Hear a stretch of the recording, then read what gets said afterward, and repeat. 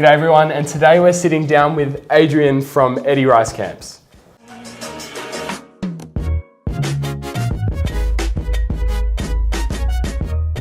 G'day everyone, welcome back to episode number 4 of Influence today, and we've got a very special guest, Mr.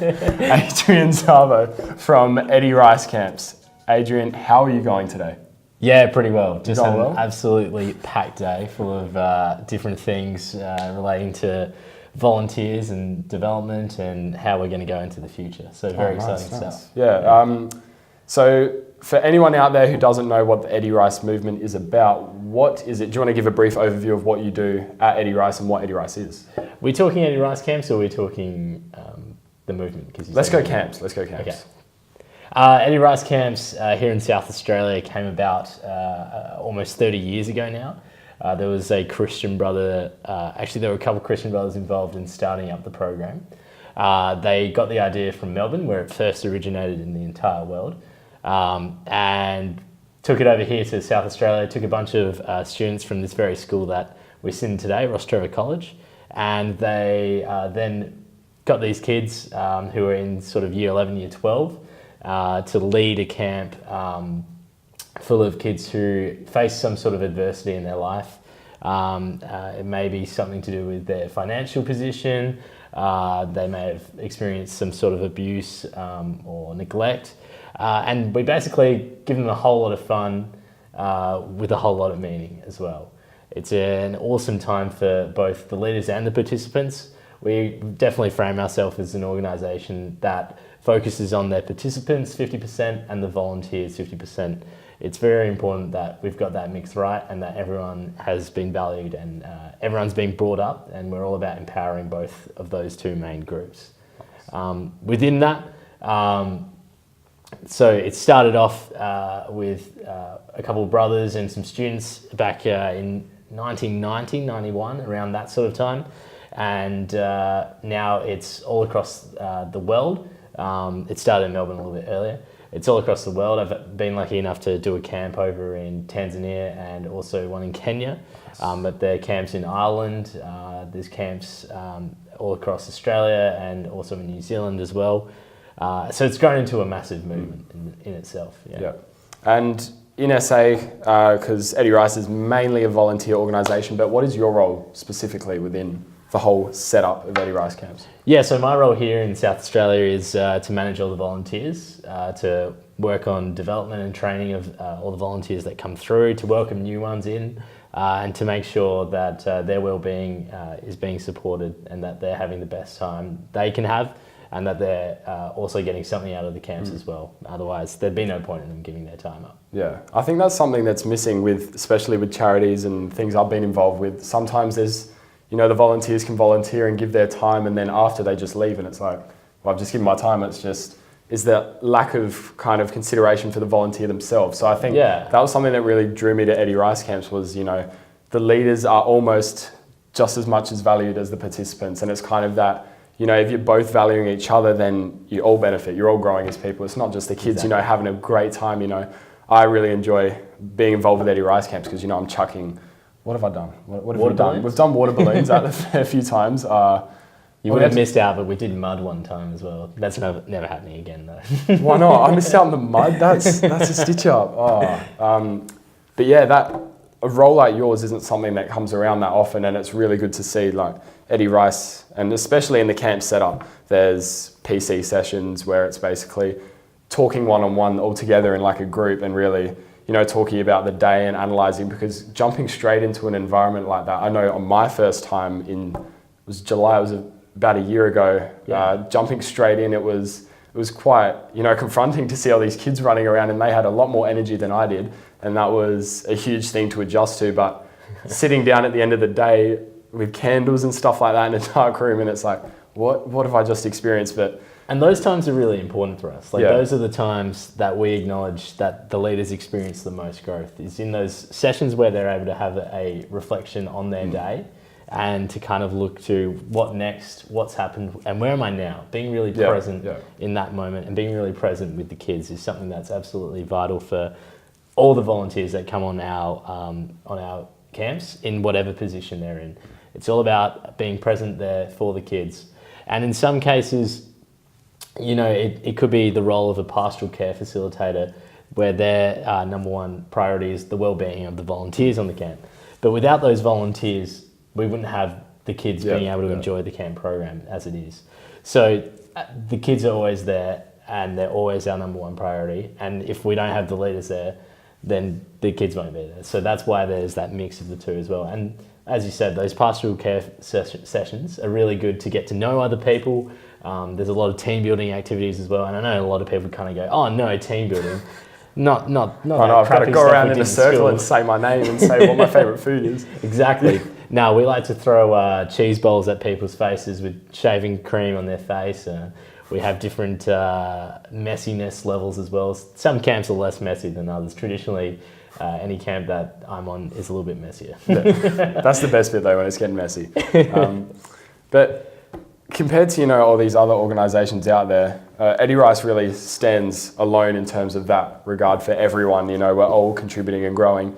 What initially drew you to Eddie Rice Camps? You know, what's your story? Yeah, open the book of Adrian and tell us how it all goes. Well, it's actually really interesting. It actually delves all the way back, maybe 4 or 5 years before I actually started with camps.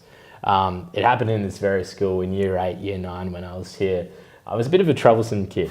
I'm not going to lie, I had a couple of detentions, one Saturday detention, which here is, you know, a pretty big thing. Next level suspension, which I was fortunately not lucky enough to get. But I was in this sort of zone of, you know, I didn't really know where I wanted to go. I mean, I don't know how many year 8s, year 9s do generally know where they want to go with their life and all that sort of stuff. But for me, I was just, I was more about the fun times and the good times, which definitely still am. But I was doing it in a way that wasn't really productive. And then I had a teacher at the school approach me and sort of say, Adrian, why don't you come and join the Social Justice Committee? I was like, ooh. And I held off of it a bit, and then he kind of got me into it. Really cool teacher, Eddie Rice Camper himself. And he, I guess, inspired me to be someone who, I guess, took action and did things. And Edmund Rice, I guess the inspiration for the organisation himself was very similar in that he was an action person, he thought about stuff, and then he did it. And so my journey in year 8, year 9, then heading into year 10, I was part of the Social Justice Committee. And then in year 12, I managed to lead that group. And then year 12 kind of ended, and I went to India, came back from that, and I was like, okay, my journey with social justice ends. Like, there's nothing else here. And then I had another teacher, also a previous camp leader. She said to me, you know, you've got to do this. You've got to come on this camp. You've got to be a part of it. I was pretty much forced, and I really didn't want to go at first. And I thought, you know, what is this lame-o camp thing? Do I really want to be a part of this and give up a whole week of my holidays just to, you know, go and look after some kids? Anyway, as it turns out, I'm working for the organisation 5 years later. So in 2013, did this first camp. And there was a couple of other people. There were a couple of other people I worked with through school and through some other volunteering projects at CBC in St Paul's who were also on this camp. And I managed to, you know, solidify some relationships with them, but also knew that they were all forced into this position by different people as well. And it was the organisation here in SA was restarting in 2013, so it was an exciting time to be around. And for me, I was looking for more opportunities like this. And so once I had done that camp, I was keen to do more and keen to stay involved. And so I did. And myself and a couple of other volunteers have been around since 2013 trying to rebuild this organisation into something great. And it's been fantastic to watch the growth of this organisation from 2013 to where it is now, to be able to run more than one or two programs a year, and to be able to, I guess, be in the fortunate position that I am to be able to serve the volunteers and to be able to give them an experience that I had, but to be able to do that for more than just myself it's an honour. Yeah. I'm grateful to be here. 5 years, that goes insanely quickly. 2013, that's just, it doesn't feel that long ago, but when you look at it now, has it gone really quickly for you? Yeah, definitely. And I know like some of the others that I've been camping with, we've kind of counted up how many camps we've done. And like most of us have done somewhere between 20 to 30 camps. And you go, wow, in that time, all of us have kind of tried to go on every single camp that we could. And it just flies by. And the impact that it has on you, even after just one camp, can be lasting, like lifelong, in terms of that impact, which is incredible in itself. And, you know, I don't expect every volunteer to come here and to stay on for 5 years, but I expect to be able to give them an experience that they would be able to remember. And I hope it's a positive experience that they could then take out into their own lives in whatever way. Yeah. And yeah, it's a whole different dynamic at Eddie Rice Camps from when I started. It's just, you know, you do conventional charity work, but it just doesn't feel like charity here at all. It gives the kids an opportunity to be kids and also gives the leaders an opportunity to be kids. It's just, you know, kids playing with more kids, going fishing, jumping around, jumping in puddles that you're not meant to jump into. It's a whole different dynamic, and it's been crazy for me to be a part of it. And, you know, seeing all these new people come along now, and it's just, I've only been there for a year, but when you see all these new people having their first experience and watching them, you know, talk with a kid for the first time, it's like... Yeah. So we have these things on camps called Eddie moments, which are these moments where I guess things just kind of click, and you see this kind of metaphorical magic happening within the group, or like there might be a volunteer with a kid, where like a kid for a whole week, you would have experienced this in some shape or form, has just been an absolute rat bag, has been incredibly hard to manage, and then there'll be something random like playing with some sticks near a creek, or watching them at the talent show on a Thursday night perform their performance that they've come up with. And it's in those moments where things just click. And there's this magic there where they've gone from being that kid that, you know, is a rat bag, is playing up and trying to like find their feet on the camp to a kid that has all this self-esteem and this growth in themselves and the confidence to be able to stand up in front of a group or to talk with a leader like yourself, and to be able to just have this great experience that's more than just, you know, two friends that have just met. You know, it's a very deep relationship that the volunteers and the participants have with each other, and that's what makes it so key, is that we're there to form relationships with the kids and give them an actual friend to hang out with and to chill with and have fun with. And I think that's just the look of happiness on their face. It's just, you know, some of them have been through a hell of a lot in their life so far, and just to see that smile, or, you know, you've just tripped over something on purpose just to get a laugh and you get a little smirk because they've been angry all day. That's just, that's what I love about it. But happiness, I think we'll shift this now. We've got that Eddie Rice basis, and happiness is something I really want to talk about and discuss further. And I think we're told a lot as kids that we should just follow our dreams and, you know, what makes us happy. But I think it's kind of different when you say that to a 7-year-old, and then as they're growing up, they're going through high school, it just kind of shifts a little bit. And there's that kind of expectation from maybe parents and friends that, you know, to move into something that you're not necessarily fully happy with, but you see it as, you know, the socially acceptable choice. Have you found that moving through that? Maybe I know there's some of, you know, people's friends that I've heard of that always weren't supportive of maybe their move. They wanted to be let's say a doctor their whole life. And then everyone else wanted to be something else, and they're just kind of like on the fence whether, you know, to stick around because, you know, that's what their friends want them to do, or do they really pursue what they're happy about, and, you know, everything will come after that. So happiness, what's happiness to you? Yeah, well, I think I want to address firstly, in terms of this whole question, I want to look at the fact that I think it's an absolute privilege, at least here in Australia, to be able to tell someone to follow their dreams. Some of the communities that I've experienced in Nairobi in Kenya, for example, there was an area there it was a slum area in Nairobi, and essentially they can't tell in their schools, they can't tell their kids to follow their dreams. Or when they do, they have to kind of limit it in terms of, they want to build these kids up, obviously, and they want to give them a positive experience in their schooling. But one thing that was really profound is that one of the directors of teaching there, and I held this guy in high regard. He did a wonderful job for the students in his school. But one thing that he said to me was that, you can't be giving these kids, you can't essentially tell these kids to follow their dreams, because the reality is for them, many of them won't be able to do that. Now, an optimist like me would say, like, yeah, sure, okay, realistically, no, but optimistically, yeah, they could get there. And, some of them might prove that wrong. But I just want to acknowledge how much of a privilege it is to be able to tell kids to be able to follow your dreams and to be able to do that here in Australia. And I think we are definitely lucky to be able to tell the kids that are on our camps that, yes, one day you can definitely get out of the situation that you might be in, or you may be able to find a better environment to be in and to be able to grow.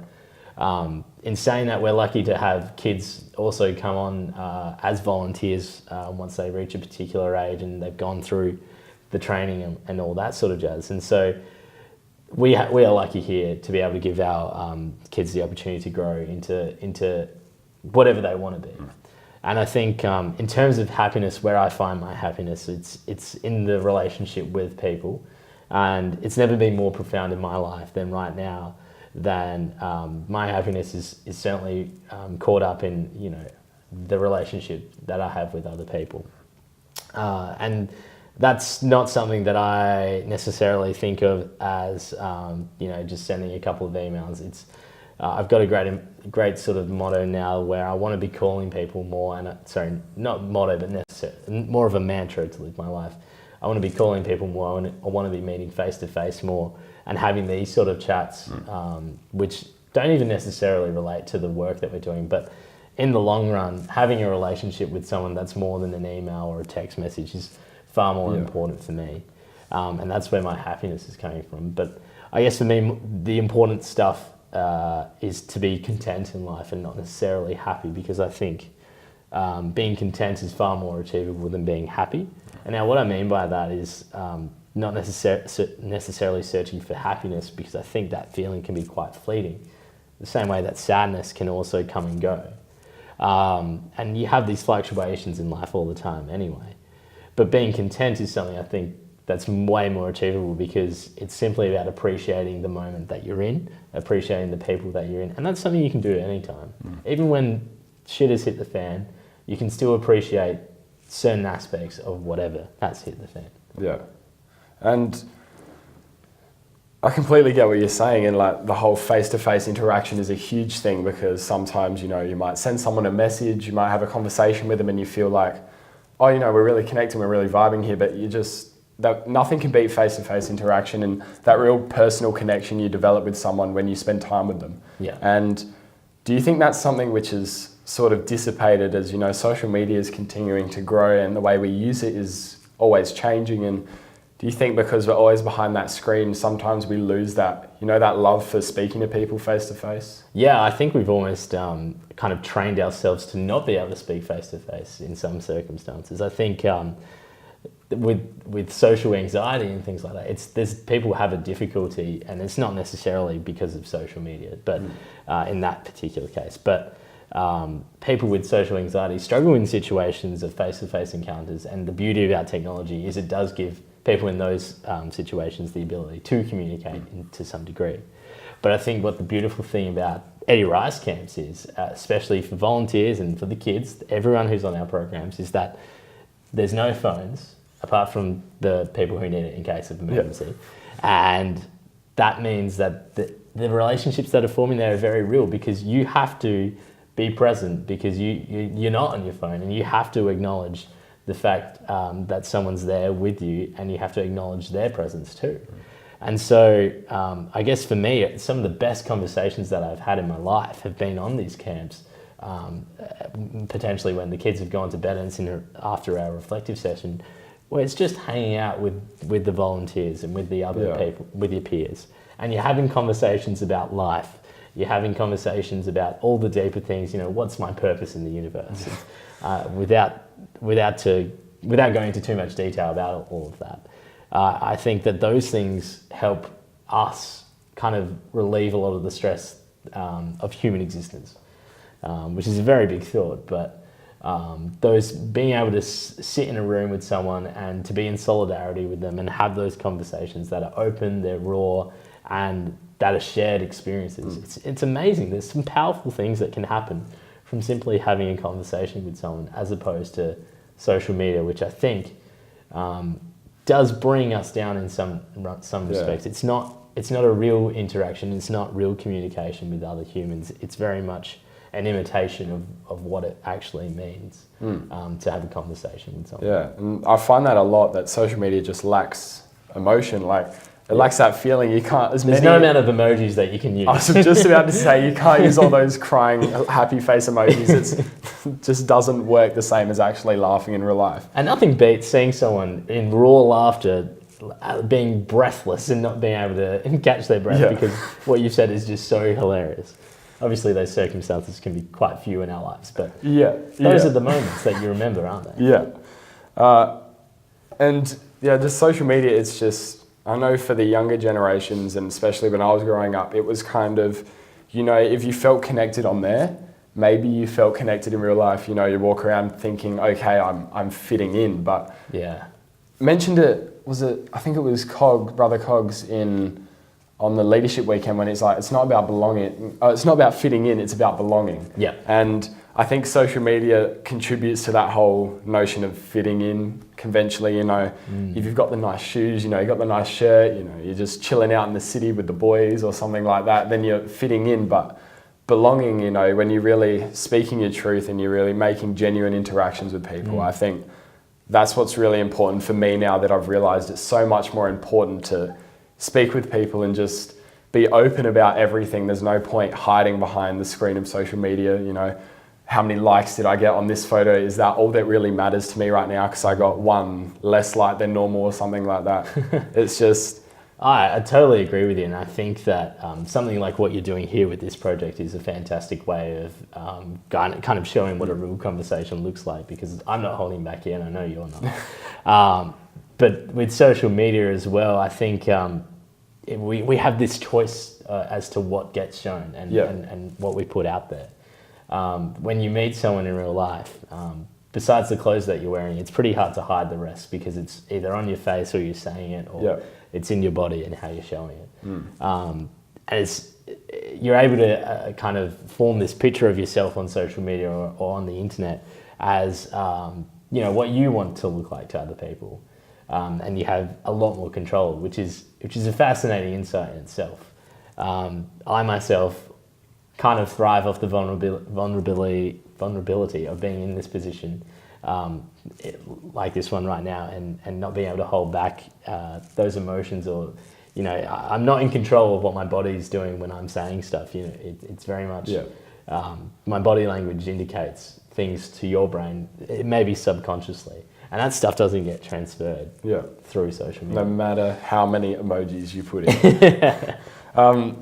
And social media, how's it impacted your life? You briefly touched on it there, but was there a point where, I think most people go through it, it's that, when you're a young teenager, you're trying to find yourself, trying to find your way, and it's sometimes, I'm not sure how it would have been for people, back 30, 40 years ago when it wasn't around. I know there was a lot more face-to-face, and maybe these same problems obviously didn't exist, but what has it been like for you? Did you feel that stage maybe around that teenage years when social media was kind of that, thing you could hide behind and, scroll and it kind of fueled that? I know addiction on social media is quite easy now with just... I mean, they're designed to be addictive as well. I guess my interactions with social media from a young age, when I was a teenager, so I sort of started using MySpace initially in like year 6, year 7, and then Facebook in year 9, I think is when I first got it,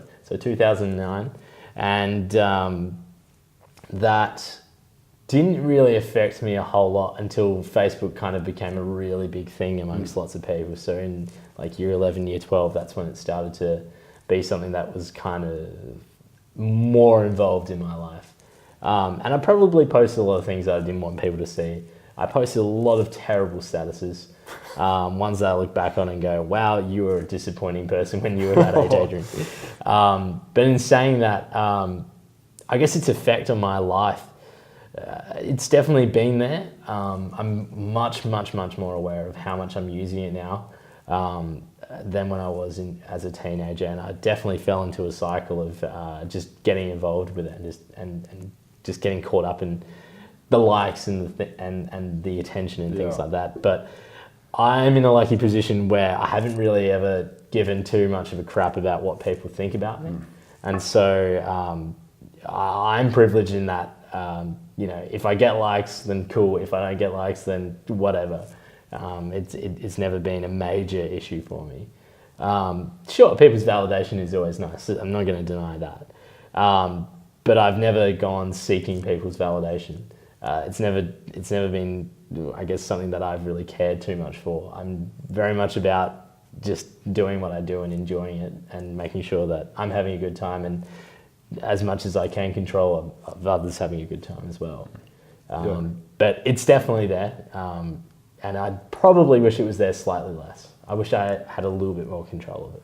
Yeah, but that whole philosophy of, living your life the way you want to live it, being happy with yourself and happy with what you do and making choices because, you really want to do it. It's not because someone else expects you to do it. Yeah. I think that's super powerful. And if that was something that could, permeate through the other age demographics, maybe even younger, where I know it's hard because you're still developing, but that's something that I've found insanely beneficial, especially this year in year 12. There's lots of expectations of, you've got to get a really high ATAR and all that kind of things, all those things. But I think that kind of philosophy of really, this is my life. I know my direction. I know what I want to do. If you don't really like that, well then it doesn't really matter to me. I'm happy with what I am, and I'm fully supportive of you. But it's not really.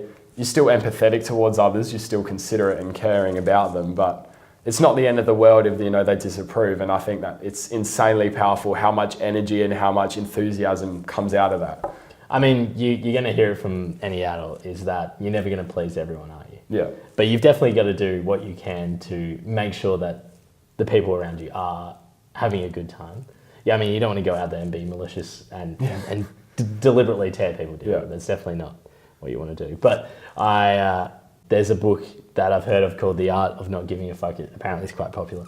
And I love the title of that book because I think that it is far more important to just do the things that you do really well, and to try and be better at the things that you don't do so well, and to just grow yourself as a person and not care about what's getting in your way, and not caring about how you look to others in that respect. But the importance is in, if what you're doing is good and you're treating yourself with enough care, then you can then go out into the world and make sure other people are receiving that care, that love, and all that positive stuff as well. I think that's far more important than caring about what people think about how you're going about doing that. Yeah. Self-love is huge. What was it? Last year in November, I went away to Vietnam, and having been around Australia, which is, Western culture for a long, long time, from all my life, and going away as a 17-year-old, not really knowing what to expect from Eastern culture, and just going over there, even though it's in the midst of all the noise and all that, it's just the perspective of the people and talking with them. It's just a whole different dynamic. I'm sure you got the same feeling when you went to India, that Eastern culture and that whole philosophy of, I take what I need and I'll live my life happily, and I'm all about relationships with other people. I don't see anyone over there worrying about how many likes they got on their latest Instagram post or making sure that, they've got the freshest shoes. It's all about being happy and enjoying life, and whatever they're doing, even if it's just, someone making a bowl of pho on the side of the road, they're doing it with a smile on their face, and they're doing it even though they might not like it when you try and barter them down to 10,000 dong, which is like 80 cents anyway. But yeah, it's just a whole different dynamic in that culture. And I think, there's obviously differences between the way different cultures live and family values and stuff like that. But that's what really stood out to me, especially in Vietnam. India, was it very similar, that kind of orientation on, self-love and caring for the people around you more than caring about other things that, might be out of your control? Yeah, I think that message probably wasn't as profound for me when I travelled to India. I think that there was definitely, I guess, an appreciation of what you did have, and one thing that came out of me for that journey was to always appreciate what you do have and not necessarily feel like you have to go and, I guess, give people a lot of material possessions, but to appreciate the people that you have in your life. And I guess to some degree, some of the things and the materials that you do as well.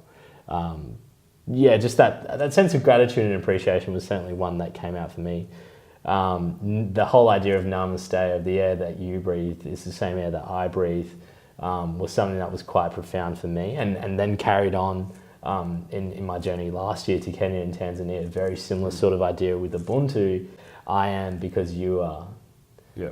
And it's all this idea of, you are together in this world, and you are connected to your fellow human, and I guess to some degree the environment that you live in as well. I remember one of the immersions that I went on with an Eddie Rice group. There was a fellow who was teaching us about, in Melbourne, in the city, about the connection to country and to the environment that's around you. And he spoke of, concrete. It's not natural, no, but it comes from natural things. Like, it comes from rocks and sand and water and combining into one. It is the material that it goes into making concrete. Sure, it's not necessarily the most aesthetically pleasing thing ever, but it is part of the environment, and it is part. You wouldn't be able to get it if the earth didn't have these materials on it, and if the universe didn't have these materials. You are connected to this stuff. You are made out of carbon, which an abundance of other things are made out of. You are connected to this stuff, and whether they're living or they're inanimate objects, you are connected in some way. And I guess from traveling, this is the most profound idea I've had, is that I am connected to a lot of the things that are around me, and one of the strongest connections that we have as humans is to each other, and to look after each other and to care for each other is of the utmost importance. And the whole Ubuntu thing is all about, if I'm not eating, then why should someone else? If someone else isn't eating, then I'm also weak because that person isn't eating. Or if this is affecting this person, then it's also affecting me because I am part of you in some way. So there are interesting concepts, and it's I am lucky to be able to have seen how this works across a few different cultures, and this idea. There's a lot more sharing, I think, that happens in those cultures, and it's a beautiful thing because it is very human, I think, to share story, to share food, to share shelter, conversation. I've said stories. Just to be able to share things with each other is a very human thing. I had a friend who was telling me about, I guess the difference in law between, white Australian law, essentially, or Western Australian law, and not the state Western Australia, and some Indigenous laws in terms of, in some cultures, I don't want to generalize, but there is a culture which is very much about, if you see a car, it belongs to everyone. It doesn't just belong to someone, and so. You would take that car, take it for a drive, and leave it where it is for the next person to come along and use that. Nothing can be owned as such, whereas Western law is very much different in terms of there's a lot of possession and there's a lot of ownership of things. And I think it is, I think it'd be impossible to kind of turn everything back, especially in, a matter of a couple of days, and to make everyone start sharing stuff. And, you don't, I think people have their concerns with socialism and different concepts like that. But I think this whole idea of sharing and to being able to, you don't own that, is quite profound in the way that, we don't think like that in Western culture. We're very much about owning things and, that's mine, that's yours.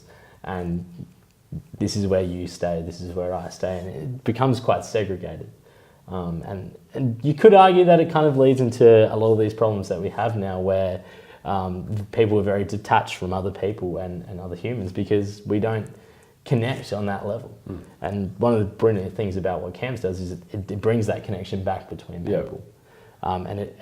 We kind of think in the bigger picture occasionally as well of what is the purpose of us being here? Sure, we may not be able to answer that question, but we can look at what other things are we connected to? The plants outside, the trees, and all that sort of stuff. I'm sounding like a massive hippie, but I swear. No, I get 100% what you're saying, 100%. And adding on to that, do you think, that segregation that has been built, between different cultures, do you think that's what's leaving us partly unhappy? Because, especially we're worrying about, this is ours, it's not as so much shared. And in very Western, countries like America, where that ownership is paramount, do you think that's where that happiness kind of falls through because everyone's worried about what they have? Yep. That whole philosophy, I've never really considered that, of that sharing, just driving a car and leaving it because someone might want to use it. It's crazy to think about that, and that happiness, is about, if that whole material side was just set apart and happiness was about pure interaction, not about I have this, you have that. And I think that all falls back to, that social image and, that social capital in terms of position and how people feel in the whole social spectrum and stuff like that. Yeah.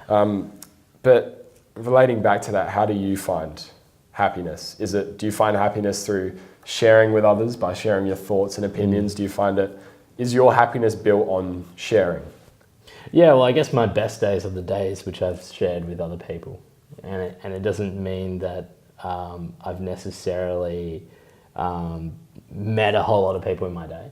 It could be just one or two people, but it's about spending that time with people, I think. And one person in this office talks about being able to just do one random act of kindness each day, and how it doesn't have to benefit yourself. It can just be something for someone else. And you know what? I think the happiness that you get from helping someone else is always going to be there as a human in our society, because I think it is very natural for us to see others doing well and to see the good in others.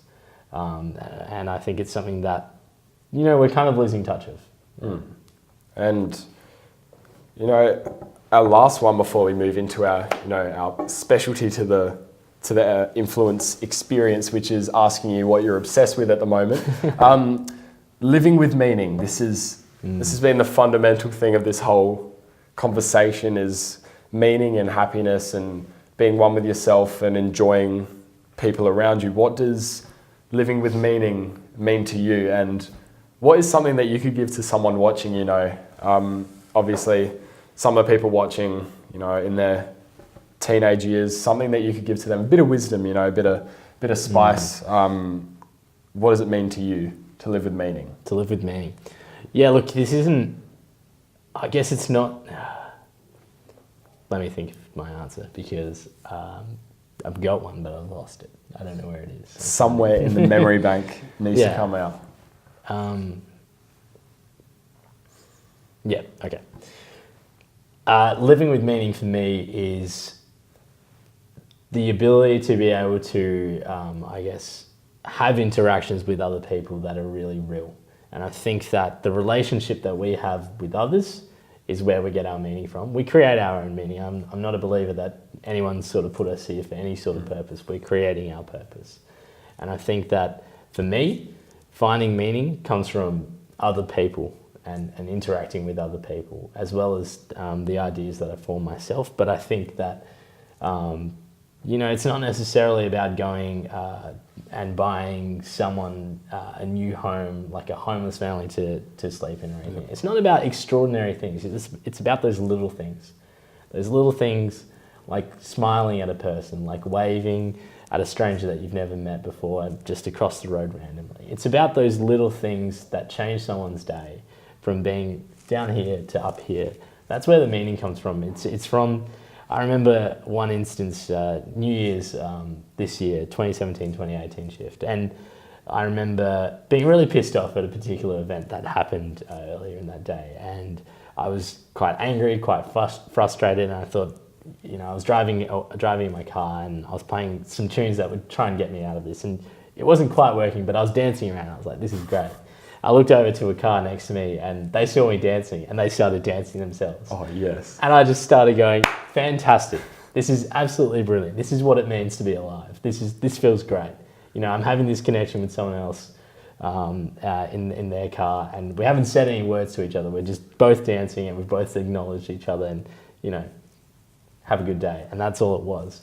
So yeah, if you're looking for meaning in life, go dance. That's my solution. Go dance. Go dance. I like that. That can be the title of this. Influence. Go dance.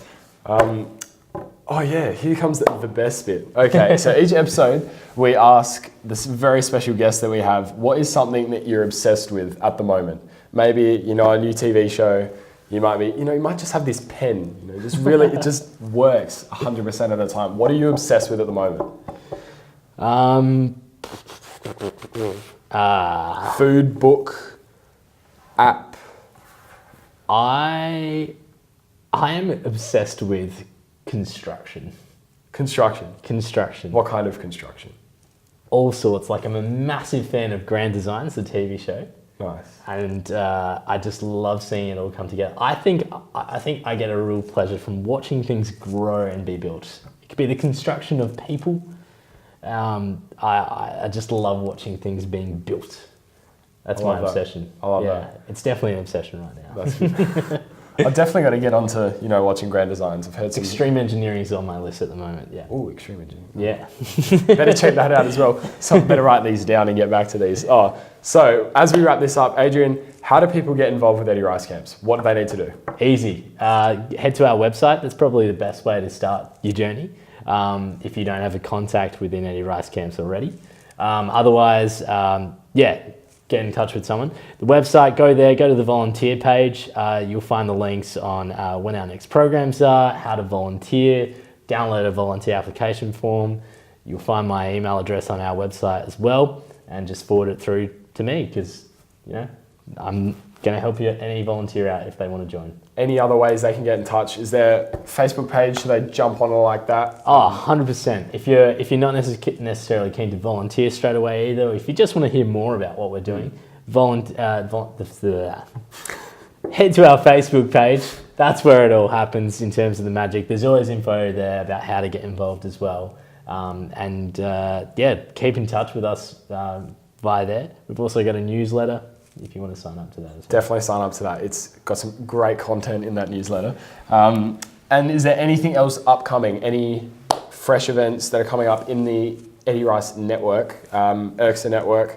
I know there's a camp in July. How are the places going for that? Are they pretty much all filled up now? Yeah, it's actually looking really good. So the July camp's going to be Harry Potter themed, which I'm really excited about. And we're working with a great bunch of people to get this program on its feet and to make it what it can be. I'm really excited. And besides any accidental Facebook Live videos that I'm doing with the volunteers, which occasionally happen when I forget to lock my phone. Oh no! That's what is that? It's like dialing someone and ringing them up on your phone. That's a whole new level with the live stream. Like, it was some impressive touching of the phone screen. I don't know how it got to it, but it happened. Other than that, we've got some programs coming up later in the year, and we'll have some more training then too. So there's definitely always a way to get volunteers involved. We're always looking for help in the office as well. This office wouldn't be what it is without the volunteers. So awesome. Adrian, thank you for coming on. Really appreciate everything that we talked about today. It's been super awesome speaking about happiness and meaning in life, and also Eddie Rice Network. If you did want to get involved with that, make sure you check out that Facebook page. Drop it a like, it's like YouTube, like it, subscribe, comment. And for more coming up from Influence, stay tuned. Going to be doing many more interviews in the coming weeks with some great people getting involved, having these conversations. And that's going to be all for this one. Thank you so much for tuning in today, and we'll see you in the next one. Ciao.